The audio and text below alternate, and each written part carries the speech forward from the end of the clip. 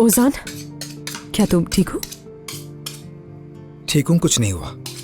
ओजान, कहा ना ठीक हूँ। नाजली,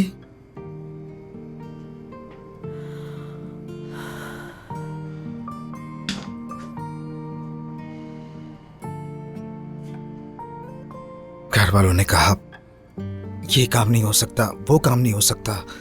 उन्हें मुझ पर भरोसा नहीं। लेकिन कल तक तो सब ठीक था। उन्हें तुम बिल्कुल नहीं जानती। वो हमेशा आखिरी लम्हे पर ही सब कुछ कह देते हैं। ठीक है, पहले तुम खुद को संभालो। सवाल यह है कि क्या तुम खुद पर यकीन रखते हो या नहीं? अगर कोई और तुम्हारी जगह होता तो पता है क्या करता? अपने बाप के पैसे पर ऐश करता, बगैर सोचे समझे घूमता फिरता, अपनी जिंदगी के मजे लेता। मगर तुमने क्या किया? उनसे 1 रुपया लिए बगैर भी ये जगह अकेले खोली। तुमने अकेले ये सब कुछ किया, अपना ख्वाब पूरा किया। तुमने अपना ख्वाब पूरा कर दिखाया और ये बहुत बड़ी अचीवमेंट है। काश वो थोड़ा सा साथ में रहा और दे देते। काश। हाँ, काश।